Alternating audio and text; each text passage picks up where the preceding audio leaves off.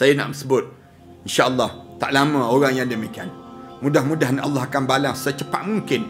Belum sampai dia masuk dalam kubur, Allah balas. Segala tangan dia, segala kerja dia, segala apa yang dia buat itu, Allah balas. Semua benar demikian.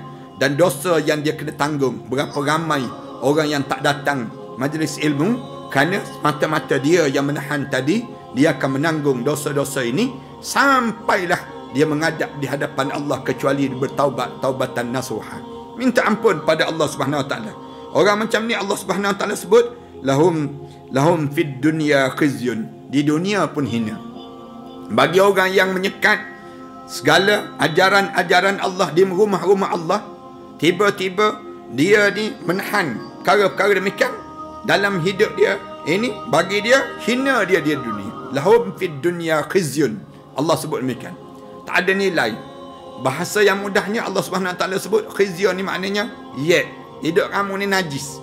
Hidup kamu ni tak ada manfaat langsung di dunia. Kerana apa dia?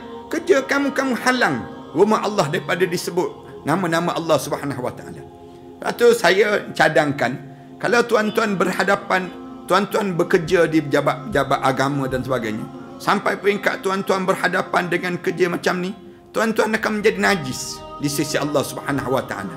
Rugi je dalam hidup kita. Sepatutnya yang kita kena tahan maksiat, bukan kita tahan ibadah. Pelik jadi pejabat agama nak tahan benda yang disuruh oleh Allah. Manakala yang maksiat, konsert-konsert yang nak dibuat. Kemudian pelacuran-pelacuran, rumah-rumah urut dan seumpamanya. Pakaian-pakaian yang menjolok mata. Patut-patutnya pejabat agama mainkan peranan yang ni untuk menahan.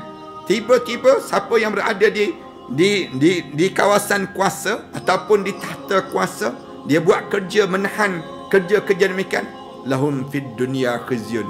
Di dunia pun dia akan dihina oleh Allah. Kemudian di akhirat nanti Allah sebut walahum fil akhirati azabun azim. Di akhirat nanti dia akan mendapat azab yang amat pedih yang Allah sediakan pada mereka. Berhati-hati ya, mana-mana orang yang hidup dia menghalang kerja-kerja agama Allah. Tak lama hidup orang yang demikian. Lambat laun dia akan dapat yang disebut dengan kehinaan pada diri dia, dan waktu mana dia menghadap depan Allah nanti, dia akan penuh dengan azab yang amat pedih yang Allah sediakan pada mereka ini sendiri. Jadi pada malam yang baik ini, saya sekadar untuk nak menceritakan sikit tentang kerenah-kerenah dakwah yang dihadapi dalam suasana masyarakat kita pada hari ini. Lalu saya suka untuk kita nak berbincang sedikit. Kalau ada sahabat-sahabat yang nak tanya soalan dan sebagainya, insya-Allah saya akan cuba jawab pertanyaan-pertanyaan di kalangan kita ini. Jangan sampai peringkat kita ni berterusan dalam keadaan sedemikian rupa sehingga kan kitanya rosak sesama kita ini sendiri. Saya setuju dengan apa yang disebut. Jom ajak masyarakat kepada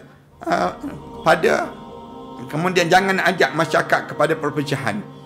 Kepartian, ajaklah kepada Allah, bersatu dengan Al-Quran dan hadis Rasulullah sallallahu alaihi wasallam. Ya, sebagai seorang mukmin dia kena jadi demikian. Jangan sampai kita pecah kerana parti-parti di kalangan kita. Tetapi mari kita kembali balik yang disebut dengan kita ni orang Islam. Oleh kerana kita orang Islam, kita mesti sama dalam hidup kita ni mentaati perintah Allah Subhanahu Wa Taala itu sendiri. Ni jaga pada diri kita demikian.